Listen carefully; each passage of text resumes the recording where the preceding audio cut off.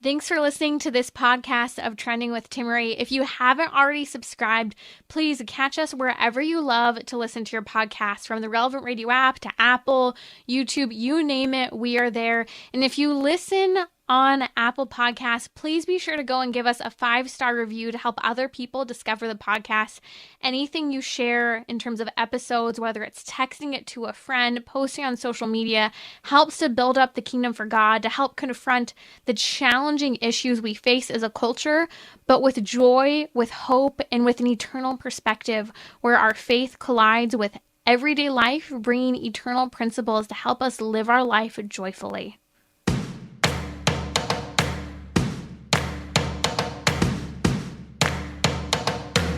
Bridging your Catholic faith with your everyday life.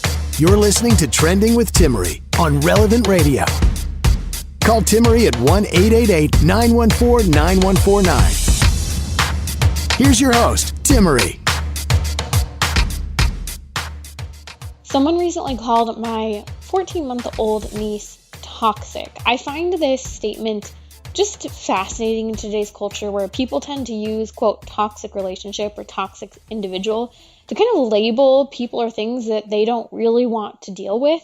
So of course, I'll give you my take on my niece being called that, but also in general, what can we learn from this phrase toxic relationships, and what can it teach us about our relationships, being intentional with them, not quitting our relationships, but also identifying relationships that aren't so healthy.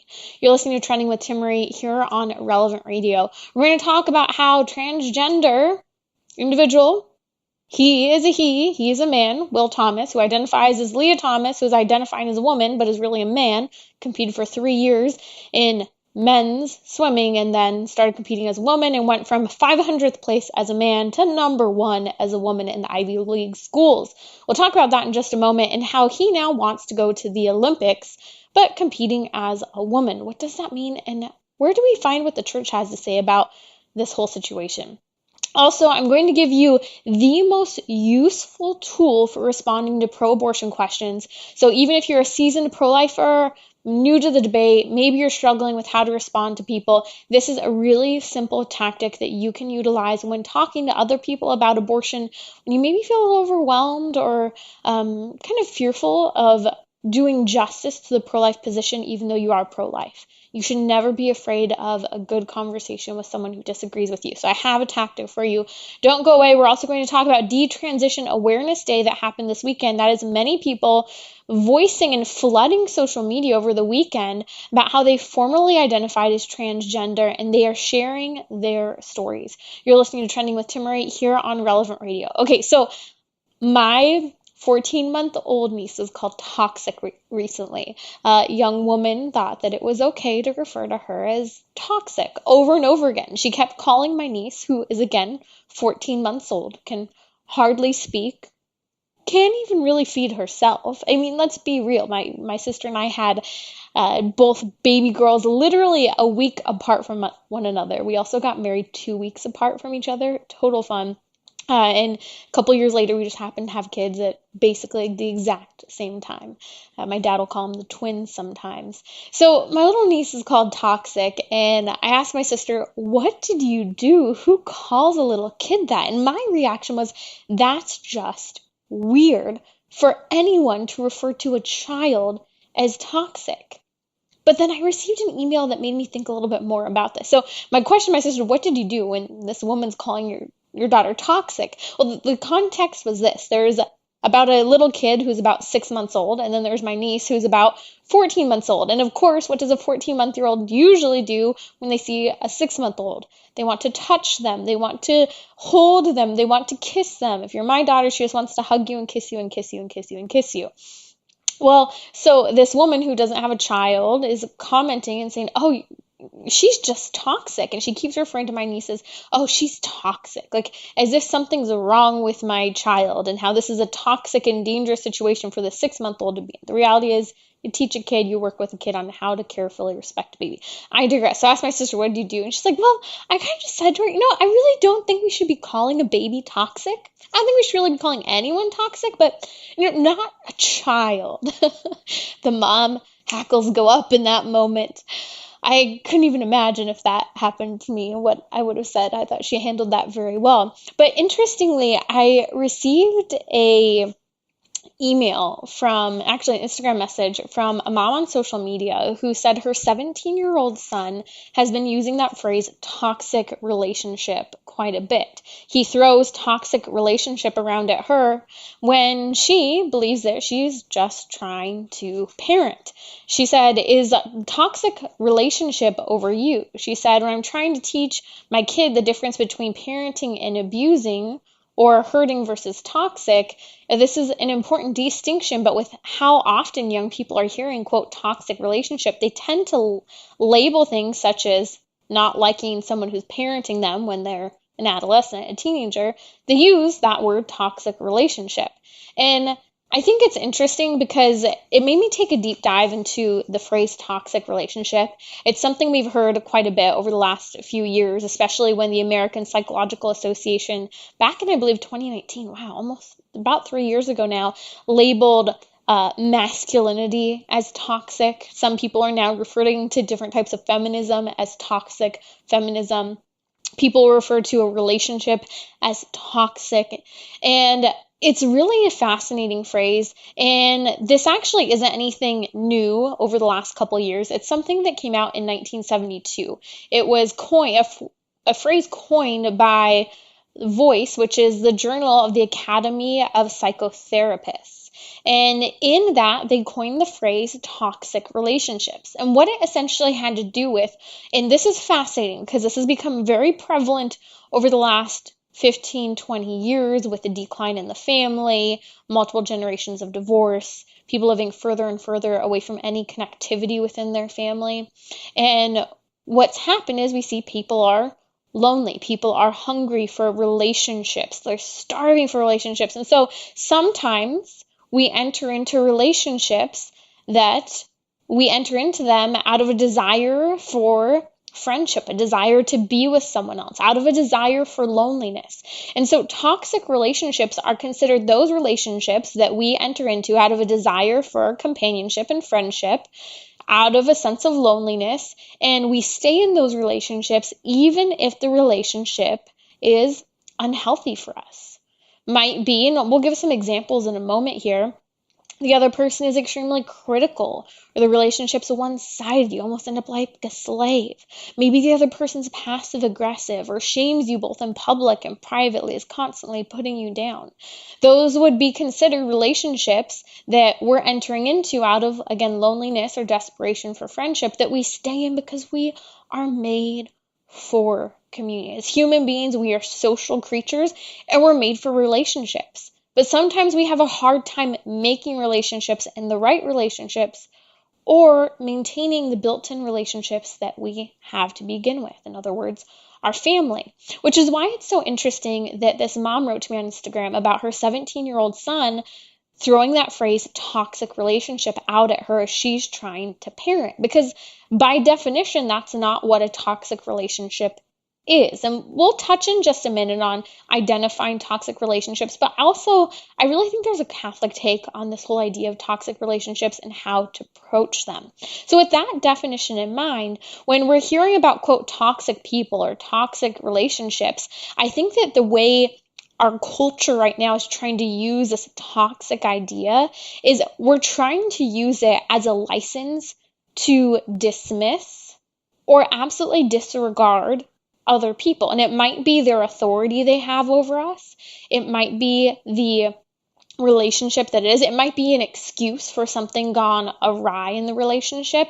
And we just label it as toxic without it properly being that person is actually being harmful to me. And I'm staying because I'm so desperate for a relationship, for connectivity, out of loneliness. I'm sticking around and I'm allowing that status quo behavior to continue.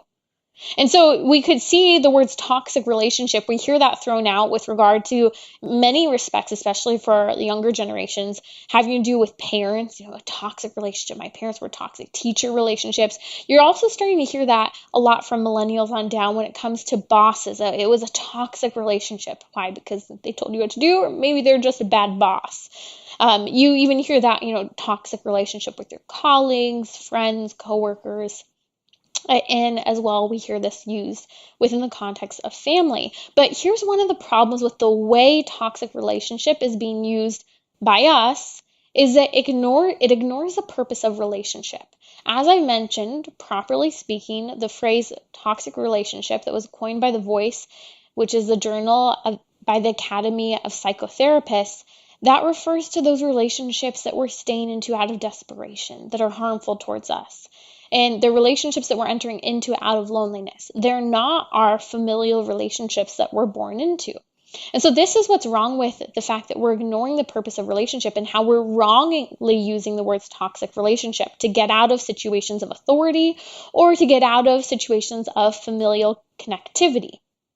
You see, properly speaking, toxic relationships has to do with people who are emotionally, verbally, or physically abusive in some way or another. Maybe they're a bad example on you, or maybe they're even causing or encouraging you to sin. Of course, recognizing we always have to take ownership of our own sin. But here are some examples. Maybe a friend who always trash talks their husband, and then because you continue to spend time around that person, well, you start bashing your spouse as well. A true toxic relationship would be, let's say, a parent who is an absolute alcoholic, and it is damaging for you to be around that individual because it is causing harm to you for you. Of course, that would be considered an unhealthy, toxic familiar relationship.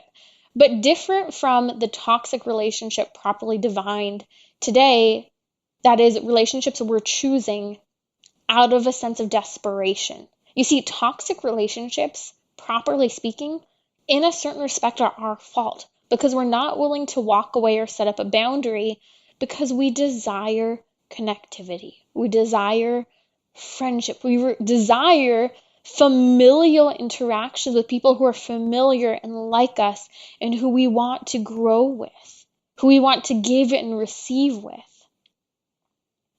So here's what's interesting. I've talked very often about Aristotle, the great philosopher, predating Christ, the time of Christianity, at the same time as we have, a revelation of God being handed down through the Israelites. The Greeks were reasoning through, well, what does it mean to be a good human being? What does it mean to be an excellent human being? And one of the philosophers pondering this was Aristotle. And he talks about 3 levels of friendship in his book, The Nicomachean Ethics. 10 out of 10 recommend reading. Well, in the Nicomachean Ethics, he talks about 3 kinds of friendship.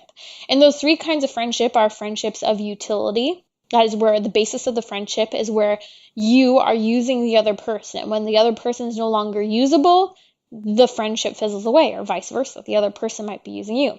Second type of friendship is a friendship of pleasure, where perhaps the other person enjoys being with you because you got a lot of really fun toys. You got all kinds of things to go ride the sand dunes, and you have all this stuff to go out to the river, and let's say you no longer have any of that stuff. Let's say you lose your house, you lose all your things. Well, people stop spending time with you because they were only enjoying that relationship with you for what you had to offer that was fun. That would be a friendship of pleasure. The basis of the relationship was pleasure, lacking depth. The third type of friendship is a friendship of virtue, where the understanding is that our friendships are meant to make us better human beings, that we are more interested in the well-being of the other person in that relationship, and thereby we are bringing out the best in ourselves. So much so, you wouldn't even complain about the other person unless the complaint was directly to that person, and it was constructive criticism, that is feedback that was something they could actually change and work on, not just complaining for the sake of complaining.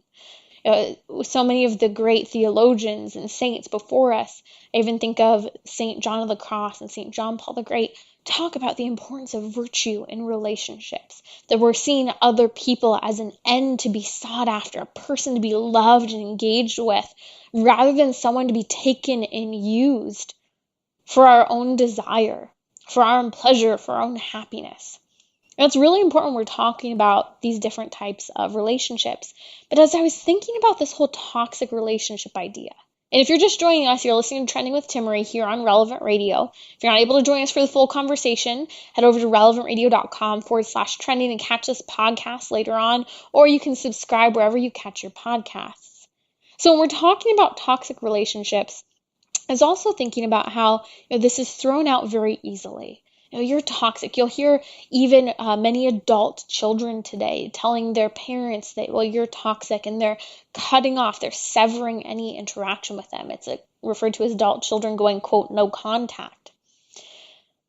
But I was also pondering how there's a balance between not quitting on relationships, truly loving other people, and setting boundaries that are important for our well-being. Yes, that word, our self-care. I hate that phrase sometimes. That there is an important distinction, that we're not on two opposite ends of the spectrum, quitting a relationship, or that we're also not just enduring damaging interactions with other people. And it made me think about two really hot button words today: tolerance and toxic. And there are two, and I'd like to kind of think of these in two different dimensions. Tolerance would be if we're really tolerating people according to the proper definition of tolerance. That would mean that we're almost suffering for and or with another individual. Tolerance is sort of, if we think about it, the fact that a camel has a much higher tolerance for not drinking water than a human being does. He can endure and suffer and keep going. Versus us, we need water. We become dehydrated at a certain point. You start to get sick, and you could even die from dehydration. So tolerance is one thing, and our whole culture is all about preaching tolerance. But on the other end of the spectrum is this idea of toxic, where a relationship is toxic, and so we just need to shout out or shout down someone else who exists, or just cut them off, sever the relationship, block them completely. We were talking recently here on Trending about how we live in a culture where you can just block someone on social media, delete their number from your phone, block it so that they can't contact you. And I think there's nothing wrong with blocking people who are harmful. I've done it. I do it. There's some people who just harass. But it's important that we're seeing that sometimes the way we use that does psychologically impact how we interact in relationships. And when we don't like what another person says or thinks, or the authority even of a relationship with a parent or with a boss, or with the church, a church leader, that we then suddenly label that as toxic just because we don't like it. Just because we don't like what someone else says doesn't mean what they say or who they are or what the relationship is toxic. The reality is that if something is truly toxic, it's harmful. Versus if we're actually tolerating something, we're suffering with it. So in our relationships, we need to apply, when we're talking about toxic relationships, whether something is something that we're tolerating and that we're suffering with and even for that person as they're growing through or working through what's going on in them, because maybe they're a family member. And again, tolerance, even if that means we're suffering with them, because it's a proper definition of tolerance, if we're suffering with them, that doesn't mean that we just make excuses for behavior. It might mean that we are calling them out in the midst of things. But toxic is where we're being harmed, and that's what we shouldn't stand for. And so that's the difference that I think is so important that we're distinguishing. But if we apply the golden rule of sacred scripture, looking to the words of our Lord Jesus Christ in Matthew chapter 7, he says, "So whatever you wish that men would do to you, do so to them, for this is the law and the prophets." This is where Jesus Christ is reminding us, do unto others as you would have done to you. So one of the best rules, the golden rule that is often referred to from sacred scripture and Jesus Christ's teaching, you see, don't do things to other people that you don't want done to you. And I think this whole idea of cutting people off because a relationship's toxic is a reminder that maybe we shouldn't enter into a relationship just out of desperation, just out of loneliness, because that's us using someone else. I don't want to be used, so why would I use another person? We should challenge ourselves and convict ourselves when entering into relationships, especially out of loneliness. But also, we should be aware that we shouldn't just quit on people. We shouldn't block them out. Boundaries are important. But just shutting off all communication, there is a balance. At a certain point, or maybe for a certain season, that might be necessary. I have people who have not respected boundaries, who have been damaging. Yes, I have had, I can think of a couple of people who had, gotten my phone number, and it was just being harassed. It was a harassment situation. You block them. You block them on your phone, block them from your contacts. Sometimes, yes, that is necessary. But there's a difference between quitting on people and having a boundary when you've tried to establish a boundary time and time again. This is where, as Christians, we are called to show mercy, to be just in our relationships. Remember, justice is giving to others what is their due. That is what we owe them. Charity is going beyond that, of giving more than what we owe to an individual, but giving ourselves to them, giving our own portion to another individual. And so when we're talking about relationships and discerning whether or not a relationship is actually toxic, and how to handle this phrase, quote, toxic relationship, and maybe even teach our kids how to understand them when they maybe label another parent or a teacher, or even, us as you're an adult and you're entering into the workforce, if you're thinking, oh, this boss relationship with my boss is toxic, think again. What's the proper order of that relationship? Am I calling it toxic because I don't like what they have to say, or are they actually being harmful to me, and do I need to address that? But then also remembering the culture of tolerance, that phrase. What does tolerance mean? To be tolerant of another in a certain respect is to suffer with and or for them. I love the idea of tolerance. It gives us opportunity to love people and actually get over ourselves for a moment and suck up some of our frustration, our complaints, our uneasiness for the sake of others. Maybe even telling them things that they need to hear that are uncomfortable for us to say. So the challenge is this: as we hear this phrase toxic relationship thrown around, we need to ask, can I suffer with this situation, with this friendship? Should I? What is best for me and what is best for the individual? And I think that at the heart of that, we'll discover the true balance of knowing and understanding how to better handle our relationships in a culture that just wants to say, oh, be tolerant of everyone, or, oh, cut someone off if you need to, or, oh, just block them, or just label it as toxic and move along. We can't quit on people, but we also can't just allow ourselves to be bombarded with the damaging experiences. Now, this is where, again, we need to apply that golden rule. So whatever you wish that men would do to you, do so to them. You're listening to Trending with Timmerie here on Relevant Radio. I'll be back and I'm going to give you the best tactic for how to address a pro-abortion argument and respond with ease without having to be afraid or uncomfortable or have all the right answers. We're also going to talk about Detransition Day, how social media has been flooded over the weekend with people who formerly identified as transgender now reclaiming their identity according to their biological sex. You're listening to Trending with Timmerie here on Relevant Radio. Will a biological male compete as a female in the future Olympics?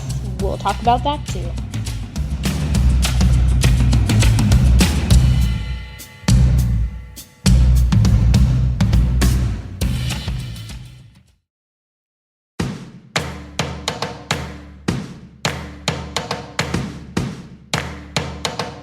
We're talking about what you're thinking about. You're listening to Trending with Timmerie on Relevant Radio and the Relevant Radio app. Okay, so I want to talk about the major trend that occurred over the weekend on social media, and that is the hashtag Detrans Awareness Day, detransitioning from the transition that anyone who struggles with gender dysphoria is encouraged to do. Whether you're 8 years old, 16-year-old, or a 30-year-old, we are pumping people with cross-sex hormones, with cross-sex surgeries, irreversible surgeries that do permanent damage to the body, especially in the case of a child who hasn't been through puberty. We're talking about puberty-blocking cross-sex hormone, so-called therapy, taking hormones of the opposite sex and hormones to suppress your biological sex, things such as estrogen and testosterone and progesterone.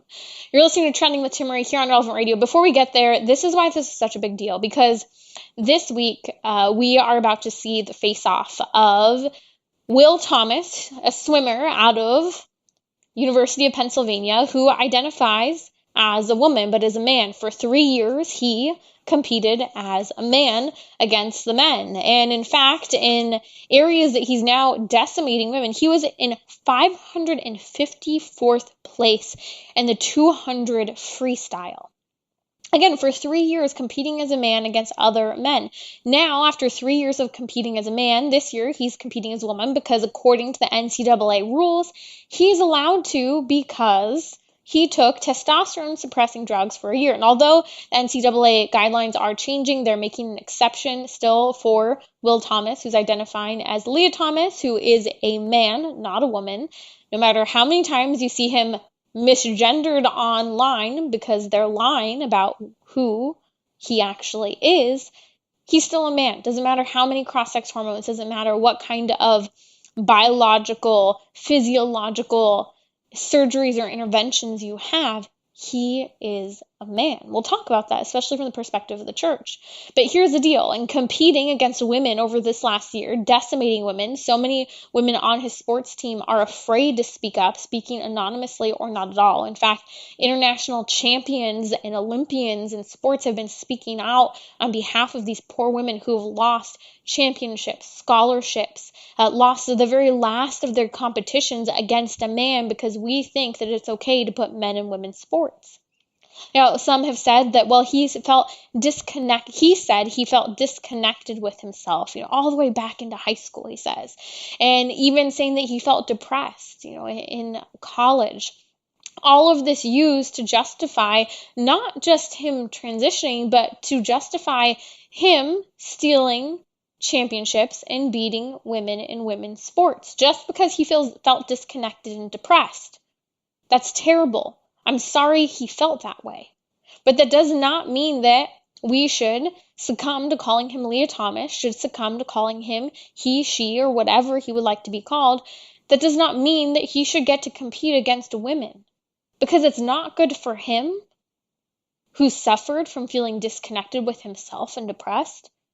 And it's not good for the women. Now, it's interesting, he's recently stated, and by the way, if I didn't mention this already, he was 554th place in the 200 freestyle. Now, competing against women, guess what? He is breaking records. He has the fastest time in the nation. Because no matter what, even if you suppress testosterone, even if you play with chemical levels of the body, that yes, are a part of what it means to be male or what it means to be female, that's not all. You can't just play with some chemicals and hormones and say, oh, there, you're a woman. Can't have a child. And even if his body was reconstructed so that he could carry a child that was created outside of the womb artificially, and then somehow we were able to construct a womb on him, that doesn't make him a woman. That doesn't, just because perhaps scientifically we've achieved a new level of so-called achievement in technology, medical technologies, that he could carry a child. It's not true. And even those instances where you hear, oh, hey, a man carried a child, it's always a woman who's transitioned to, in some way, identifying as taking cross-sex hormones or cross-sex surgery. Like, man, it's always a biological woman. I'll never forget, I was sitting at the dinner table with some friends, and one of whom he totally knew better. He's like, yeah, did you hear that man's pregnant? And I'm like, oh man, come on, you know better. It's like, I mean, the woman who identifies as a man. So, okay, thank you. We've got to be clear with our terms so that other people know and understand what's true. But here's what's interesting.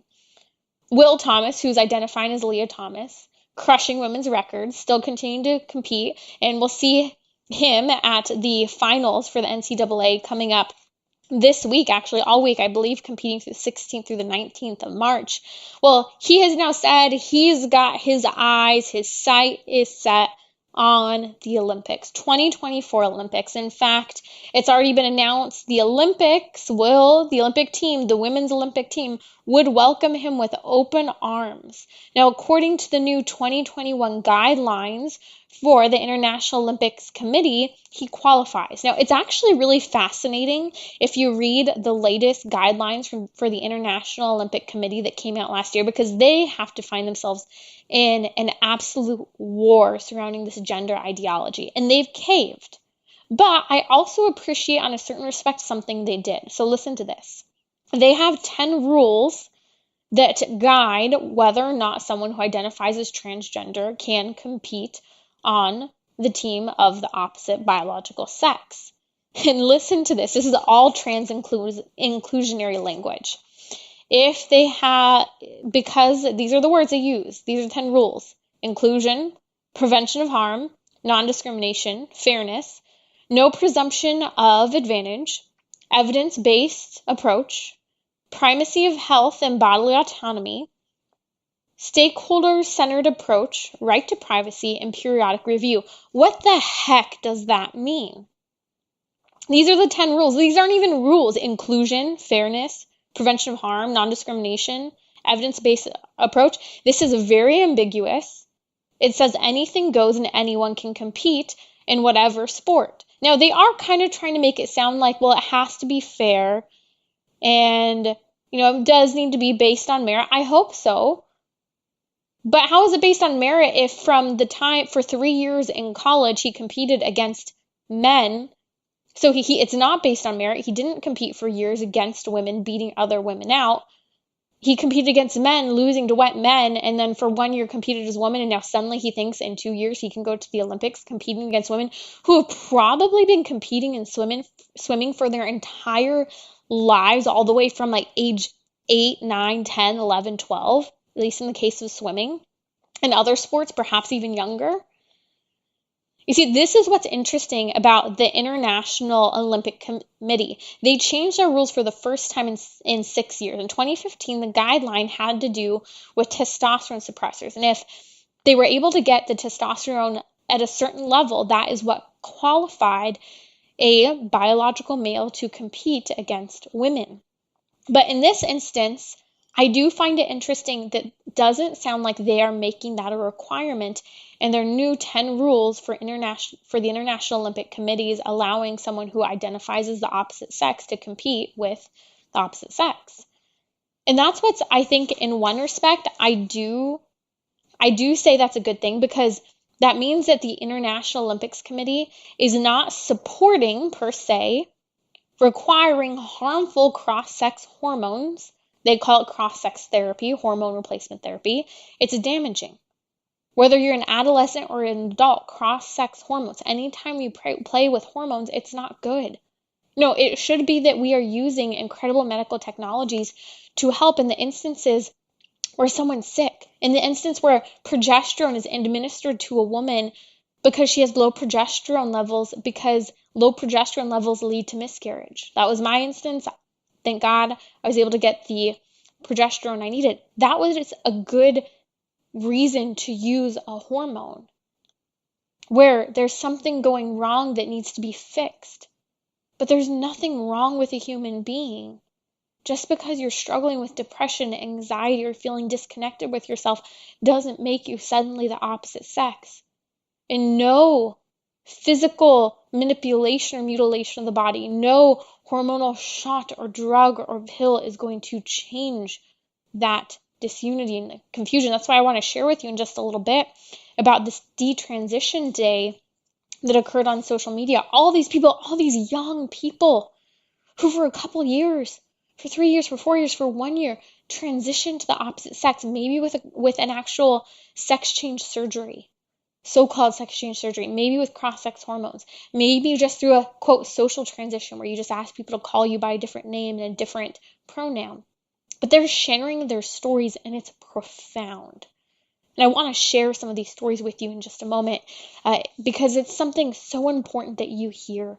These young people, 18, 19 years old, one after another, sharing their stories in droves about how they were suffering, how they were struggling, and the answer they thought would be the answer was not the answer. And how now, after detransitioning, after being encouraged to transition to the opposite sex and then going back to their biological sex, how now they are happy, now they are at peace with themselves, and how they understand now they were experiencing what's known as gender dysphoria. I'll be right back here on Trending with Timmerie. Don't go away because you need to hear this.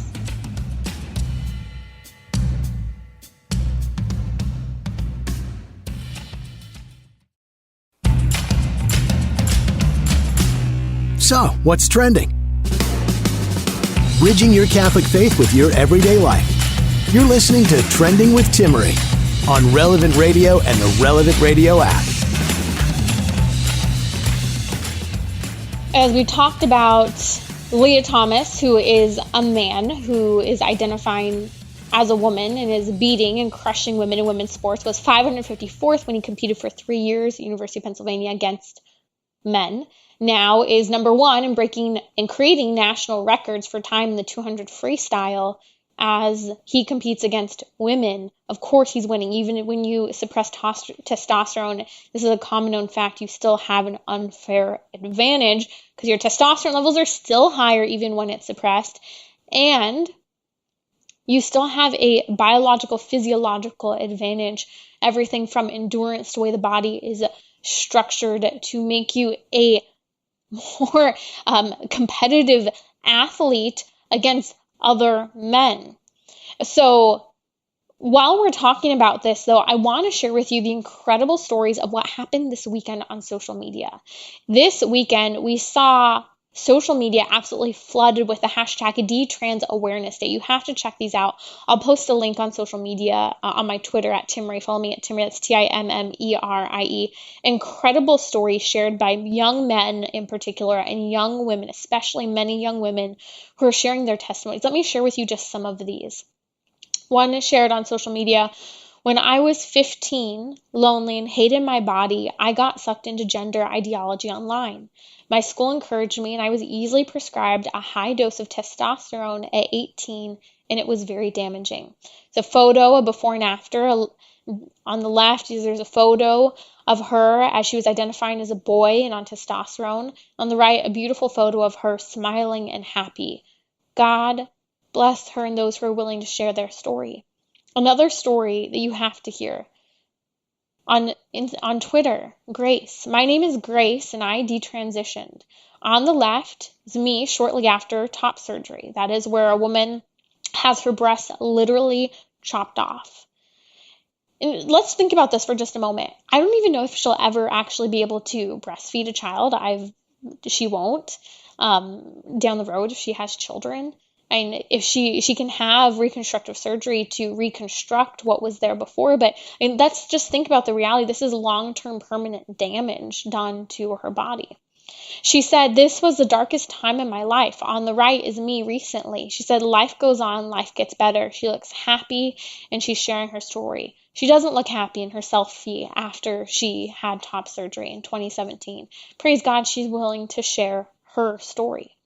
Another female, because as we've discussed many times here on Trending, it's a trend that's especially occurring right now among young women who are rejecting their bodies. It's become the latest fad, just like an eating disorder has been a fad, or cutting yourself. Social outcasts, people who are struggling, lonely, depressed, they are being sucked into this ideology. Here's Lumi on Twitter. She said, this is me in 2019 on the left and me today on the right.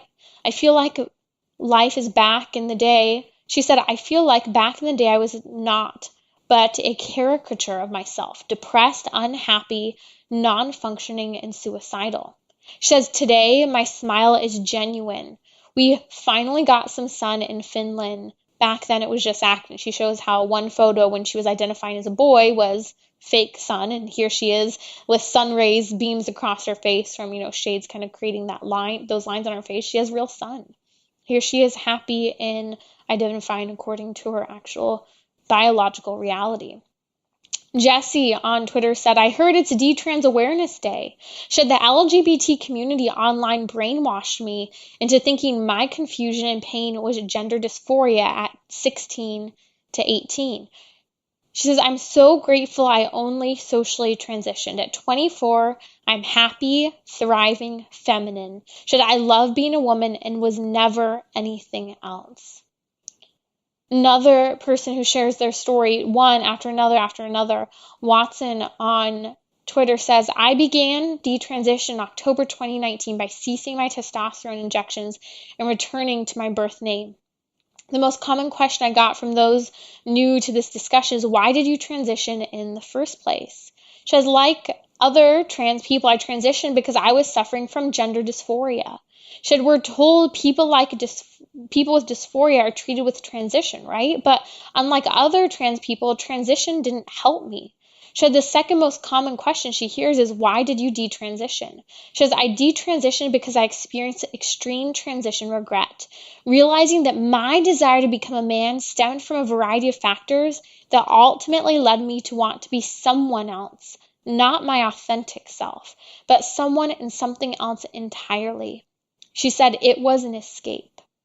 She said my transition was fueled by my self-hatred, not self-acceptance. She said I didn't want to be Sinead, which was her name, because I hated Sinead. Sinead was a woman. I wanted no part in that anymore. I'd become Sean, a man, and I'd feel better, or so I hoped. She goes on and on to share her story. She goes on to say, I never thought I'd ever accept myself, but I do. And I've never been happier. She says to anyone struggling with transition regret, you're absolutely not alone. Recovery is possible. And she invites people to direct message her, to share with her. Anyone who needs a rock to lean on. As she said, as my rocks once did for me. She says people need help. People need the truth. People need to be able to say, I regret my transition. People need to be able to hear that when they detransition, they're happier. They never thought they'd be feminine. They never thought they'd love themselves.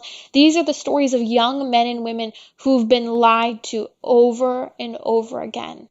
Helena on Twitter said, when I was 15, lonely and hated my body, I got sucked into gender ideology online. Again, my school encouraged me, and I was easily prescribed a high dose of testosterone. You see, this is so easily done, even in the states such as Oregon. Planned Parenthood, the largest abortion provider in the United States, actually gives cross-sex hormones with no parental notification to minors in the state of Oregon. Some states are also getting away with this for other reasons and other ways, skirting the law, skirting parental rights and notification. Because today, this whole phrase, terminology, bodily autonomy, and choice, they're not just using it to allow minors to have abortion, but also for people to start using harmful and damaging cross-sex hormones and medical intervention that is damaging, that does harm, not good. But where can we be in the midst of all of this? As Will Thomas, who identifies as Lia Thomas, who is a man but says he's a woman, competes and decimates in women's sports, the Ivy League level, and now says he wants to go to the Olympics in 2024, competing on the United States women's swim team. Or as we hear the stories of all of these young people whose stories will probably be silenced on social media, whose stories people don't want to hear, yet they're sharing the reality and the truth of biological reality of discovering happiness, not with a band-aid of cross-sex hormones. Where do we stand as a church? We have to tell the truth. And we have to tell it over and over again. It's not easy. People criticize us. They may call you transphobic or whatever that might be. But just stand with me a moment, recognizing and pondering what the church teaches. We know that God created us male and female. We read in the Catechism of the Catholic Church, paragraph 369, man and woman have been created, which is to say, willed by God, on the one hand, in perfect equality as human persons, on the other, in their respective beings as man and woman. Being man or being woman is a reality which is good and willed by God. The Catechism of the Catholic Church goes on to say that man and woman possess an inalienable dignity which comes to them immediately from God, their Creator. Man and woman are both with one and the same dignity in the image of God. In their being man and being woman, they reflect the Creator's wisdom and goodness. You see, man and women have been created and willed by God. And you, if you were created male or female, if someone you know was created male or female, they were intentionally created that way. We read later on in the Catechism of the Catholic Church, paragraph 332, sexuality affects all aspects of the human person in the unity of his body and soul. Do you hear that? What the church teaches, what our theology teaches, that our sexuality, being made either male or female, it affects all aspects of who we are as people, in the very unity of what we are as body and soul, not one or the other. We can't say, oh, well, my soul identifies as female, but my body is male, or vice versa. That's what initially when Bruce Jenner, who now identifies as Caitlyn Jenner, when he did his first interviews, his coming out interview, his transitioning, he said his soul was female. Well, that contradicts the very theology, the very truth of who we are as human beings. Our body and soul are integrated. They're not separated. We're not disjointed human beings. We're not living to our fullest capacity. We're not living according to how we were created. If we try to separate body and soul, we are one. So when the soul suffers, the body suffers, and the body suffers, the soul can suffer too. And going on in the Catechism, it says, it especially concerns effectively the capacity to love and to procreate, which we know, being made as male and female, body and soul, that impacts our capacity to have children and to love each other. In a more general way, the aptitude for forming bonds of communion with others in our maleness and femaleness, this doesn't just have to do with the biological reality of how children are made and how we enter into marriages. It actually impacts the very bonds of how we enter into relationships with others. Mother-daughter relationships, father-son relationships, sister relationships. Our biological sex impacts all of these. I mean, just think about it. I have a radically different relationship with my brother than I do with my sisters. I have a totally different relationship with my dad than I do my mom. And yes, that actually does come down to sex differences. It's a huge part of it. The Catechism of the Catholic Church goes on to say this. Everyone, man and woman, should acknowledge and accept his sexual identity. Did you hear that? Everyone, man and woman, should acknowledge and accept his sexual identity. Even if we're not struggling with gender dysphoria, we should strive to become more a man if you were a man, and more a woman, more feminine if you were a female. Everyone, man and woman, should acknowledge and accept his sexual identity. Catechism goes on to say in paragraph 2333, says physical, moral, and spiritual differences and complementarity are oriented toward the goods of marriage and the flourishing of family life. The harmony of the couple and of society depends in part on the way in which complementarity, needs, and mutual support between the sexes are lived out. You hear that? The very harmony of society is dependent upon the way men and women relate to one another, the way men and women have needs as man or as woman, and how we mutually support each other. These sex differences also make up the very good and orient toward marriage and family life. We talked a lot, especially here on Trending, about this crisis of loneliness and isolation, especially if you read so many of the stories in this Detransition Awareness Day. These are kids who are crying out, who are alone, depressed, and feeling anxious and rejecting themselves and their very identity. What could help them? What would help to provide an answer to the crisis they were experiencing? Understanding that they were made in God's image and likeness, created intentionally, called to accept this biological, physiological reality that influences all the way to the depths of their souls. And that in family life, where we're meant to learn unconditional love, that this is nourished and fostered and grows, and this is how we continue to perpetuate who we are as male and female. And it's so important that we tell the truth, even in the face of the ideologies facing us, in the discord that may occur between us and others, when talking about the truth and reality of who we are as men, who we are as women, created in God's image and likeness. You're listening to Trending with Timmerie here on Relevant Radio. Tomorrow, I'll walk us through that tactic you need in order to respond to any pro-life argument that comes your way. It's simple. You don't have to have all the right answers. You just need to understand this one simple tool.